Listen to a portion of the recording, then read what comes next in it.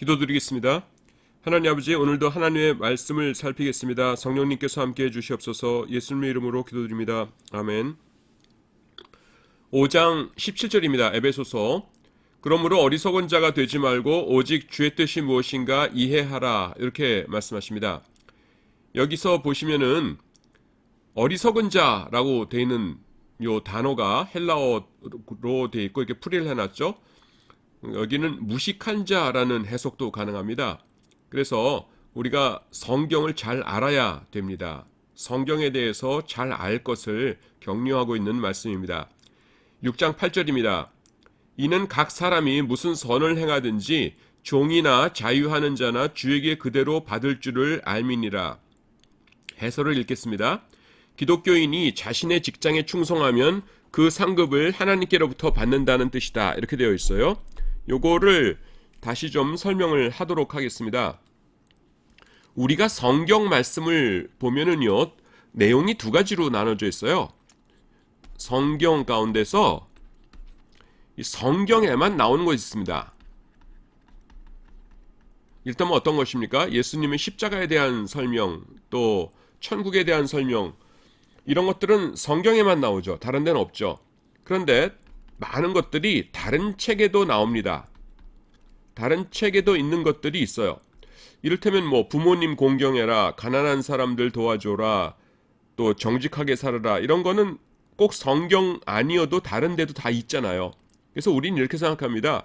이 성경 가운데서 요 1번하고 2번이라고 한다면 요 1번에 해당되는 것만 남기고 2번은 없어도 되지 않나. 왜냐하면 우리 구원을 위해서는 1번만 필요하고 2번은 그냥 다른 책에도 다 있으니까, 심지어 다른 종교의 경전에도 다 있으니까 2번에 해당되는 건 없어도 되지 않나 생각해요. 근데 여러분, 2번이 꼭 있는 이유가 뭐냐면 이런 겁니다. 자, 똑같은 규정이라도요, 어떤 책에 있느냐에 따라서 달라요. 이를테면은 필기는 꼭 파란색 펜으로 해야 된다. 지금 내가 파란색으로 쓰고 있죠. 그런 경우가 우리 학교 규칙에 있다고 해보세요. 학교 규칙에. 근데 어떤 학생이 리포트를 까만색으로 써가지고 냈어요. 리포트 해가지고서는 나는 까만색이 좋아요 하면서 리포트를 까만색 냈습니다. 그러면은 어떻게 되겠어요? 교수님들이 이 학생은 우리 학교 규칙을 안 지키네, 그러면서 감점하거나 그러겠죠. 그런데 이건 말도 안 된다. 난 파란색 싫어서 까만색으로 썼는데 무슨 소리야? 그러고서는 이럴 땐 그냥 다른 학교 가면 되죠. 그러면은 아무렇지도 않게 까만색 볼펜으로 리포트 써서 낼 수가 있겠죠. 그런데 요 규칙이 우리 학교에 있는 것이 아니라 대한민국 형법에 있다고 해보세요. 그래서 모든 학생은 리포트 쓸 때 파란색 볼펜으로 써야 된다, 아니면은 5년 이상의 유기징역에 처한다, 이렇게 됐으면 어떻게 되겠어요? 까만색으로 썼다 어떻게 되겠어요? 경찰한테 잡혀가겠죠. 세 번째는 이를테면 우리나라 헌법에 있다. 대한민국 헌법 제1조 대한민국 민주공화국이다. 모든 주권은 국민으로부터 나온다. 그 다음에 제2조 대한민국의 모든 국민은 글자를 쓸 때 파란색 볼펜으로 써야 된다. 그런데 어떤 사람이 까만색 볼펜으로 썼어요. 그럼 어떻게 되겠어요? 추방되겠죠. 당신은 대한민국에서 살 자격이 없습니다. 왜냐하면 헌법을 지키지 않기 때문입니다. 이런 거예요. 자, 무슨 말인지 아시겠죠? 똑같이 파란색 볼펜으로 써야 된다라는 규정이지만은 그것이 우리 학교 교칙에 나와 있는지, 아니면 형법책에 나와 있는지, 아니면 헌법에 들어가 있는지에 따라서 그것을 강제하는 주체가 달라지죠. 여기는 학교였고, 요거는 이제 대한민국, 이거는 대한민국 중에서 제일 센 거, 이렇게 되겠죠. 그거를 잘 지켰을 때 보호하는 주체와, 그 다음에 안 지켰을 때 벌을 내리는 주체가 달라지는 겁니다. 어디 적혀 있느냐에 따라서. 그런데 성경은 뭐예요?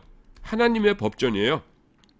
성경 말씀에 나와 있는 거를 이거는 성경에 나와 있기 때문에 내가 지켜야 돼 라고 하면은 그 상을 누가 주세요? 하나님이 주신다는 겁니다. 이제 내가 무슨 말을 하려는지 감이 잡혔죠. 그래서 다른 책에도 다 나와 있는데 왜 성경에 그게 굳이 나오냐면은 성경에 나오는 그거를 지킬 때에 거기에 대한 상을 누가 주신다는 거예요? 그렇죠, 하나님께서. 그 다음에 그걸 어겼을 적에 벌도 누가 주신다는 거예요? 그렇죠, 하나님께서. 그래서 여기 보시면은 자유하는 자나 종이나 자유하는 자나 각 사람이 무슨 일을 행하든지 누구에게 주님께로 그대로 받을 줄 알아라. 이렇게 말씀하십니다. 그러니까 우리가 직장 나가서 혹은 여러분 뭐 알바들 많이 하죠. 알바 나가서 일할 때에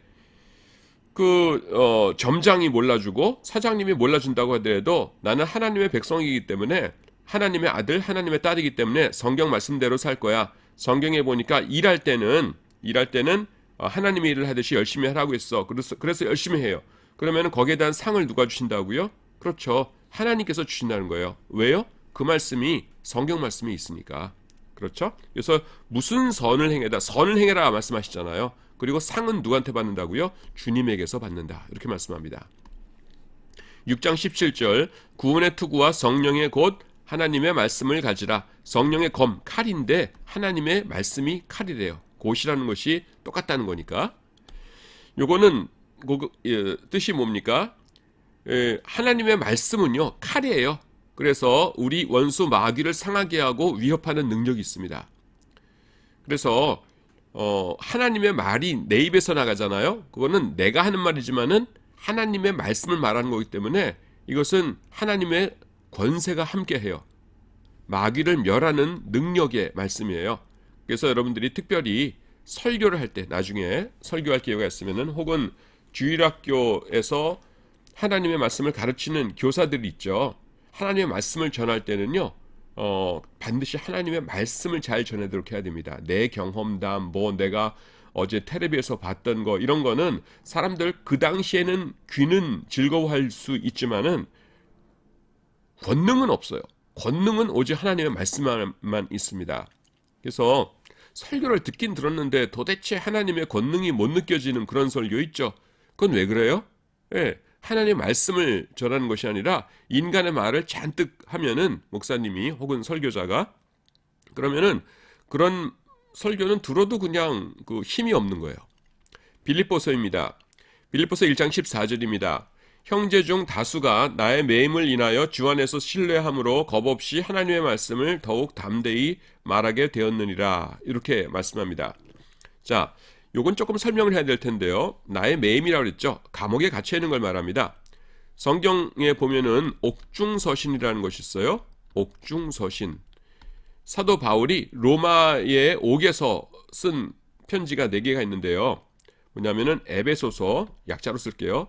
빌립보서, 그 다음에는 골로새서, 빌레몬서입니다. 사실은 디모데후서도 감옥에서 쓴 거긴 한데 요거는 특별히 목회서신이라는 것 중에 들어가요. 디모데 전후서, 디도서가. 그래서 옥중서신을 말할 때는 디모데후서는 이제 제외하고 4개를 말합니다. 그 중에서 빌립보서는 지금 우리가 빌립보서 다루고 있는데 빌립보서는 좀 나중에 쓰여진 것이에요. 그래서 빌립보서를 보면은 이제 재판이 가까웠다. 내가 이제 감옥에서 조금 있어 나갈 것 같다. 그런 좀 이렇게 희망적인 분위기가 보입니다. 그리고 에베소서, 골로새서, 빌레몬서는 이렇게 한꺼번에 보내진 그런 서신입니다. 조금 더 설명을 할까요? 사도 바울이 이제 로마에 있어요. 로마. 그래서 그 편지를 보냈는데요. 에베소서, 그 다음에는 빌립보서고는 아니고 에베소서, 골로새서, 그 다음에는 빌레몬서를 보냅니다. 근데 옆에 누가 있냐면은 두기고라는 사람이 있어요. 그래서 이 사람 편에 이제 이것들을 보내는 겁니다. 그런데요, 그 골로새라는 그 교회 이름인데 도시 이름이죠. 옛날에는 전부 다 도시 이름으로 교회를 지칭했으니까 골로새 교회에 장로님이 한 분 계셨는데요. 장로님 이름이 뭐냐 하면은 빌레몬이에요. 빌레몬 장로님이 있는데 그 집에 종이 한 명 있었는데 오네시모라는 종이 있었어요. 근데 이 종이 빌레몬의 집에서 귀중품, 금덩어리나 이런 귀중품을 훔쳐가지고 도망갔어요. 종이. 그러다가 어떻게 하다가 바울을 만났어요. 그래서 바울의 설교를 듣고 전도를 받아서 기독교인이 되었어요. 그래서 아이고 내가 잘못했군요. 그러면은 다시 빌레몬 주인에게로 돌아가세요. 네, 그래야겠습니다. 이렇게 된 거예요. 그런데 도망갔던 종이 그냥 갔다가는 막 혼나겠죠. 그러니까 내가 편지 한 장 써줄게요 해가지고서는 편지를 보냅니다. 그래서 그 편지, 그러니까 오네시모가 이제는 착한 사람 됐으니까 잘 좀 받아주세요, 빌레몬 장로님 하면서 부탁하는 편지를 같이 보내요. 그래서 두기고가 갈 때에 오네시모도 같이 갑니다. 그래서 그때 빌레몬 장로님에게 보내는 편지가 빌레몬서예요. 자, 정리하면은 바울이 로마 감옥에서 두 사람에게 편지 세 통을 들려서 보내는데요. 하나는 에베소서, 그 다음에는 골로새 교회에 보내는 골로새서, 그 다음에는 골로새 교회 장로님에게 보내는 빌레몬서. 빌레몬서는 왜 쓰냐 하면은 빌레몬이라는 개인에게 보내는 것인데 원래 이분의 종이었던 오네시모를 돌려보내면서 쓴 것이에요. 그래서 요거 세 개는 이렇게 공통되고요. 그 다음에 빌립보서는 나중에 이제 이제 조금 있으면은 재판받고 무죄 판결 받아서 나 나갈 것 같아요. 요럴 때 쓴 겁니다. 근데 여기 보시면은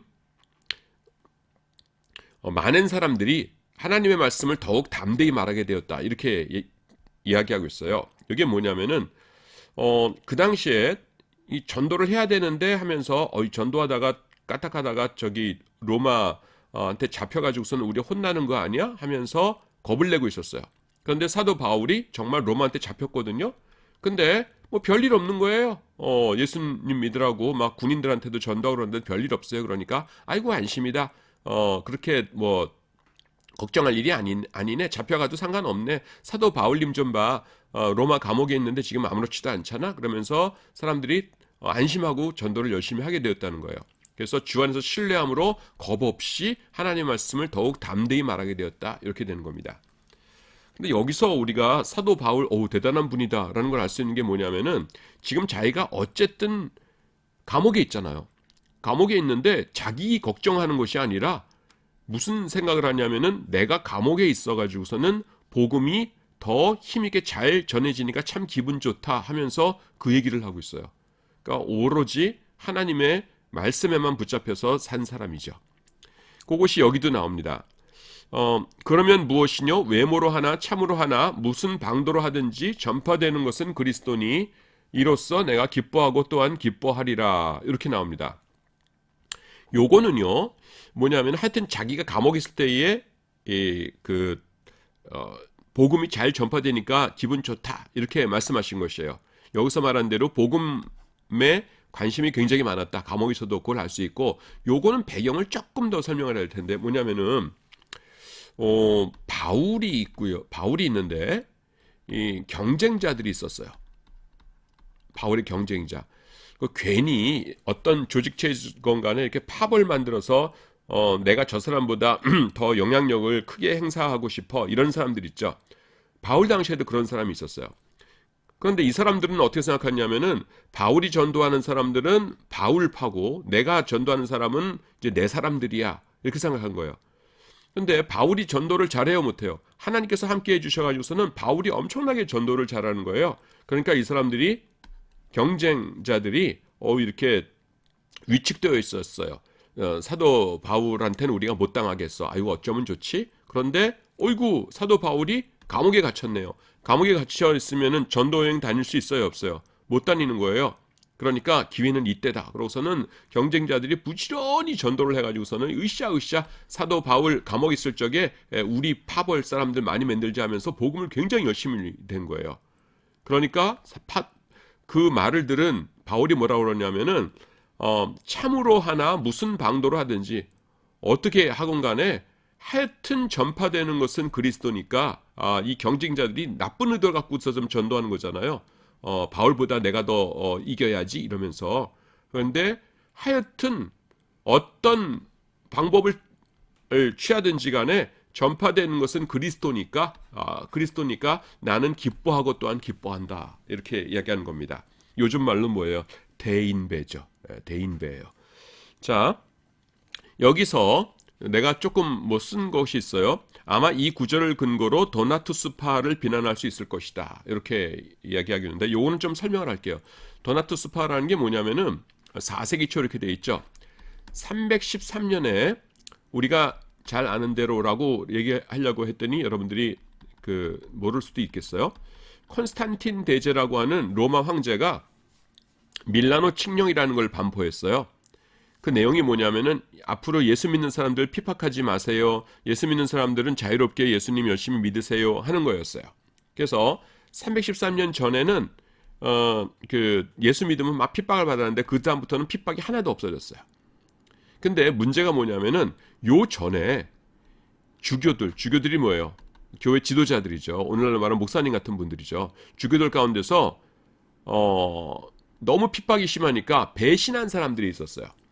그래서 너무 핍박을 하니까 알았어요. 이제 예수님 안 믿을게요. 그러고서는 배신한 사람들이 있었는데 요 때가 되니까 어떤 일이 발생했냐면은 요 배신한 목사님들이 주교들이 배신하기 전에 세례를 줬어요. 세례 했어요. 자, 이렇게 생각해 보세요. 어떤 사람이 있는데 50살에 배신을 했어요. 그래서 이 전에 이를테면 한 500명한테 세례를 준 거예요. 세례를 주고서 이 사람들이 세례를 받고 그 다음에는 나중에 50살에 자기한테 세례를 했던 목사님이 배신을 해버린 거예요. 난 이제 예수 안 믿어요 이러면서 황당하게 됐죠. 자기한테 예수 믿으라고 그래서 예수 믿었는데 배신해 버렸으니까. 그러니까 313년에 도나투 스파라는 사람들이 뭐라고 얘기했냐면은 이 사람들이 이 배신한 사람들이 세례 준 거 이거는 전부 무효다. 그러니까 요 500명한테는 다시 세례 받으라고 해야 된다. 이렇게 주장한 거예요. 무슨 말인지 알겠죠? 이 도나투 스파라는 사람이 요 다음에 말하기를 뭐냐면은 이 배신한 목사들이 세례 준 배신한 목사들한테 세례 받았던 사람은 세례 무효다. 왜냐하면 이 사람 배신했으니까. 그러니까 세례 다시 받아야 된다. 이렇게 된 거예요. 근데 교회에서 그래서 회의를 했어요. 그래서 노 그거 아니에요.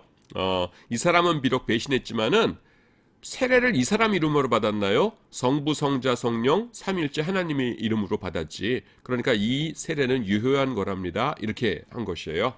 그래서 요것과 좀 차이가 요것과 좀 이렇게 연관이 됩니다. 뭐냐면은 그 사람은 후질지라도 그가 하나님의 말씀을 올바로 전하고 하나님의 말씀 그대로 세례를 주고 했을 적에는 요것은 유효하다라는 것입니다. 그래서 바울의 대적자들이 여기서 순전한 목적과 동기를 가지고 전도한 것은 아니죠. 하지만 뭐예요? 어쨌든 그리스도를 전한 것이죠. 그러니까 그들이 예수 믿는 것은 유효하다라는 것입니다. 자, 거기에 대한 말씀이 비슷한 말씀이 여기도 나와요. 데살로니가 전서 2장 13절에 보시면은 이러므로 우리가 쉬지 않고 감사함은 너희가 우리에게 들은 바 하나님의 말씀을 받을 때에 사람의 말로 아니하고 하나님의 말씀으로 받음이니 진실로 그러하도다. 이 말씀이 또한 너희 믿는 자 속에서 역사하느니라. 이렇게 말씀합니다. 이건 뭐냐면은 사도 바울이 어디 가서 설교를 할 때 사람들이 저거는 사도 바울 개인의 말씀이 아니야. 저건 하나님의 말씀이야. 라고 하면서 잘 받아들였단 말이에요. 그러니까 어떻게 했다고요? 그 말씀이 그들 속에서 그들의 삶 속에서 역사했다. 이렇게 말씀합니다. 요거는 우리한테 어떻게 적용되냐 하면요. 나한테 와가지고서는 이제 상담하는 학생들 중에 그런 학생들이 꽤 있어요. 뭐냐면은 자기가 다니는 교회 목사님한테 상처를 많이 받았다는 거예요. 그래서 이제 평신도 때는 목사님 하면 무조건 그냥 하나님 다음인 분 이러면서 존경하고 그랬다가 전도사로 일하게 되면은 여러 가지 좀 교회 내부 상황도 알게 되고 그러면서 상처를 받게 돼요. 그래서 그 목사님 설교가 은혜가 안 된다는 겁니다. 왜냐하면은 교육자실에서는 막 이상한 일들이 막 있고 그러는데 그 성도들 앞에서 설교할 적에는 너무 거룩하게 설교를 하고 그러시니까 그 설교가 잘 귀에 안 들어온다는 거예요. 그럴 수 있죠. 그런데 우리가 알아야 되는 건 뭐냐 하면은 하나님의 말씀으로 받으면 돼요. 하나님의 말씀. 그분은 개인은 어떠신지 모르지만은 어떤 인격을 갖고 있는 분인지 모르지만은 그분이 전하시는 말씀이 이것은 하나님의 말씀이 틀림없어라고 한다면은 그 말씀은 받으라는 거예요. 하나님의 말씀으로. 그러면 어떻게 돼요? 그 말씀이 우리 믿는 자 속에서 우리 삶 속에서 역사하게 된다라는 것입니다. 1장 22절입니다. 그러나 만일 육신으로 사는 것이 내 일의 열매일진데 무엇을 가리는지 나는 알지 못하노라. 이렇게 말씀합니다. 무엇을 가리는지라고 했는데 이게 무슨 말이냐면은 뭘 선택하는지 잘 모르겠다. 이렇게 하는 것이에요. 여기서 사도 바울이 이제 1장 22절하고 요 앞에 21절도 봐야 되는데 21절의 내용이 뭐냐면은 나는 빨리 이 육신을 벗어나서 그리스도와 함께 있고 싶다 이거예요. 사도 바울이 지금 여기 있고요. 그 다음에는 두 가지 옵션이 있다는 거예요. 천국에 가가지고서는 그리스도와 함께 있고 싶다. 예수님과 함께 있고 싶다. 알고 있고 그 다음에는 지금 이곳에서 그 다음에는 너희를 섬기면서 살고 싶다라는 두 가지가 있다는 것이에요. 좋은 거 뭐냐면은 빨리 천국 가서 예수님과 함께 살면 당연히 좋죠. 근데 여기서 너희와 함께 쓴 뭐예요? 그들에게 복음을 잘 전하면서 그들을 굳게 할 수 있고 그들을 잘 세워줄 수 있죠. 그러니까 바울은 야 이것도 좋은 일이고 이것도 좋은 일이고 둘 중에 너무 좋으네. 둘 중에 뭘 선택해야 될지 나는 알지 못하겠다. 이렇게 얘기한다는 겁니다. 그래서 그 다음 절 보시면은 내가 그 두 사이에 끼었으니 이렇게 말해요. 떠나서 그리스도와 함께 있을 욕망을 가진 이것이 더욱 좋으나 더욱 좋긴 한데 그래도 살아있으면서 사람들을 잘 가르치고 그래야지 이랬다는 겁니다. 그렇기 때문에요. 이 사도 바울은 뭐냐면은 죽음을 사모했어요. 왜냐하면 믿음이 너무 좋았기 때문에. 그래서 믿음을 가진 자가 죽음을 사모하는 것은요. 이 정신병자들이 자살할 나 죽어버릴 거야 하면서 면도칼로 막 손목 긋고 하는 거와는 전혀 다른 건강한 일입니다. 오히려 믿음이 굉장히 좋은 사람만 그렇게 살 수 있는 거죠. 자, 우리 여기서 죽는다는 게 뭐예요, 여러분? 우리가 지금 육체를 가지고 세상 살아가죠. 예수님과 함께 우리가 영적으로 이렇게 예수님과 동행하면서 살아가요. 저기 가서 무슨 일 해라, 네 주님 하면서 이렇게 살다가 그 다음에 뭐 사람마다 몇 살에 언제 죽을지는 모르지만은 이 죽음의 문턱 넘는 건 뭡니까? 자 이제 나와 같이 천국으로 가자꾸나 마음에 준비되어 있지? 예 주님 되어 있습니다. 그래 평생 동안 수고했다. 하나 둘 셋 으쌰 하면 뭐예요? 우리 육체는 세상에 벗어놓는 거예요. 그러면 우리 후손들이나 우리 지인들이 뭐 땅에 묻든지 아니면 화장을 해서 태워버리든지 우리 육신은 적당히들 처리하겠죠? 그 대신에 뭐예요? 우리는 우리의 영혼은 예수님과 함께 천국에 가가지고서는 쭉 지내는 겁니다. 그러다가 제일 마지막 예수님께서 이제 백보자 심판 하실 때 뭐예요? 모든 죽은 자들이 깨어나고 하나님 앞에서 심판을 받게 되죠. 그러면은 예수님과 함께 있던 우리는 뭐예요? 그때 우리의 새로운 육체, 우리가 지금 거울 바라보면서 보는 이런 육체 말고 새로운 육체를 받게 되는 거예요. 그래서 영원한 천국에서 살게 되는 겁니다. 여러분 천국 가면은 그냥 그 영혼들만 둥실둥실 떠다니면서 할렐루야 하면서 찬양만 부르고 그럴 거라 생각하지 마세요. 우리가 새로운 육체를 받아요. 그래서 천국의 온갖 좋은 것들 다 누리면서 거기 가도 일이 있을 겁니다. 일이 없다는 거가 나쁜 일이죠. 그래서 하나님께서 주시는 적절한 일이 있을 것이고 그 다음에는 우리가 할 수 있는 여러 가지 것들이 있을 것이에요. 이 세상 지금 망가진 세상도 이렇게 아름다운데 산을 보세요. 하늘을 보세요. 이렇게 여행하면 기가 막히잖아요. 근데 천국은 얼마나 더 아름다울까요? 그곳에서 영원히 새로운 육체를 가지고 누리면서 사는 겁니다. 이것이요 여러분과 저의 그 영원한 플랜이에요. 지금 예수님이 나의 주님이십니다 하면서 잘 살면은 잘 산다는 게 뭐예요? 말과 행동으로 예수님을 주님으로 늘 고백하면서 사는 것이죠. 예. 그래서 그거를 우리가 믿음을 잃지 않는다 이렇게 표현하죠. 말로만 고백해도 안 돼요. 그 행동으로도 고백해야 됩니다. 그리스도인답게 사는 것이죠. 그래서 저 사람은 기독교인이구나. 기독교인이니까 저렇게 행동하는구나 하면서 말과 행동으로 잘 고백하면서 끝까지 잘 살면 뭐예요? 으쌰하고 넘어가서 영원히 예수님과 함께 천국에 있다가 그 다음에 제일 마지막 예수님께서 세상 심판하시면은 새로운 육체를 입고서는 영원한 천국에서 날 봐라 그러면서 천국에서 이렇게 살게 되는 겁니다. 여러분 좋죠? 예. 이게 믿음이에요. 예. 그러니까 이것을 정말 믿는 사람은 죽음을 두려워할 필요가 있어요, 없어요? 없다는 겁니다. 그래서 사도 바울은 뭐라고 해요? 나는 그 두 사이에 끼었다. 지금 빨리 천국 가고도 싶고 세상에서 너희를 위해서 일하고도 싶고, 근데 솔직하게 말하면은 그리스도와 함께 있고 싶은 욕망, 빨리 죽고 싶은, 그래서 그리스도와 함께 있는 욕망이 이것이 더 좋다, 더욱 좋다, 이렇게 얘기하고 있습니다. 자, 오늘 여기까지 하도록 하겠습니다. 여러분 수고하셨습니다.